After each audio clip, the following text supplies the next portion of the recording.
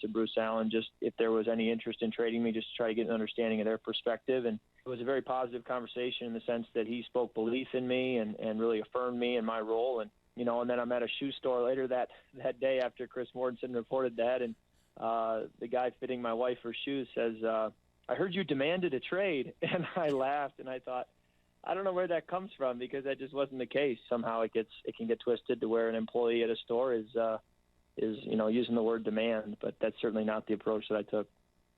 I call that the game of telephone. That was Kirk Cousins saying he never demanded a trade and just wanted to know the Redskins' plans for him getting the franchise tag after that. So according to Mike Florio, Pro Football Talk, there's a growing belief in some circles that the Browns will try to acquire Cousins.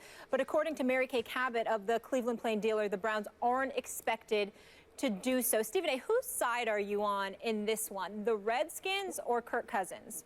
I'm definitely on Kirk Cousins' side on this one. I don't think there's any question about that. When you consider the fact that he just threw for 4,917 yards last season, there are certainly big moments where he comes up small that you would like to see him elevate his stature to star-studded status. That has not happened, but he is still a better-than-average quarterback. Clearly, you don't look at him and say he's the reason why the Redskins continuously find themselves on the outside looking in of things, even though they were in the playoffs last year before they lost to Green Bay and they didn't make it to the playoffs this go-round. But 4,917 yards. The season before that, his first as a starter, 4,166 yards passing. What do you have here? You have a situation where he's thrown 54 touchdowns in the last 2 years and just, 23 interceptions. And so when you look at it from that perspective, there's clearly some production that cannot be ignored. Now, if you produced on this level and you see scrubs or individuals who are leaderless, who will remain nameless from the quarterback position that are getting paid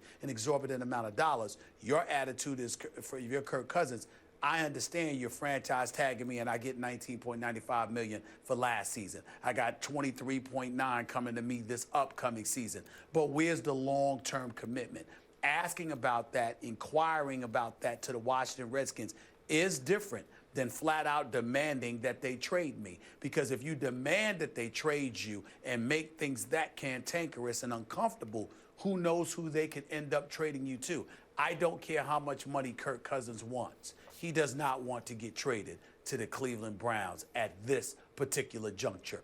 Knowing that, I'm reticent about, or hesitant rather, to say that he demanded it. I think that he asked and inquired, what exactly is y'all intent with me? What do y'all plan on doing with me? And try to work out some kind of gentleman's agreement that in the event that you do decide to move me, at least have the decency to tell me and don't ship me to Cleveland. I'm on Kirk Cousins' side versus maybe the most dysfunctional franchise in the NFL. They're challenging the Rams for that distinction. And given the name of the franchise, which I will not repeat on the air, it's the one I like least, as a matter of fact. I think Dan Snyder is a terrible owner. I think that's where the dysfunction starts. Look at the way they just handled the firing of the GM, which reports are didn't sit very well with the players. Why would it? The place is a mess.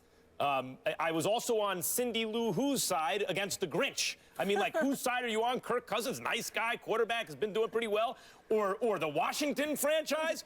Kirk Cousins. Now, do I think he just wants to go anywhere? Stephen A.? No, I've been saying it. I don't think he demanded anything. It's not his personality anyway. But did he go and ask? Yeah, I can see him going to ask, particularly when in San Francisco there's a coach who wants him, and ostensibly a franchise who will give him a multi-year deal, which Washington has not yet done. They don't obviously believe in him. Now, I'm a little suspicious of Kirk Cousins going forward as a better than average quarterback, but an average quarterback has value in the NFL. You're one of the, 12 to 18 best quarterbacks, 15 to 20 best quarterbacks even in the league. That has real value. It's like being an average starting point guard in the NBA. It's a hell of a player. That said, the franchise that knows him best has not yet committed long-term to him. What does that tell you, and what does that tell him about that franchise when a place like San Francisco seems willing to? So would he go and ask? Sure. Demand doesn't seem to me to be his style. You and I agree about that. We do agree. All right, let's move on here then and talk about some other quarterbacks in the NFC South. So Ted Ginn left the Panthers this offseason and signed a 3-year, $11 million deal to play with Drew Brees and the Saints. Now, one of the biggest reasons he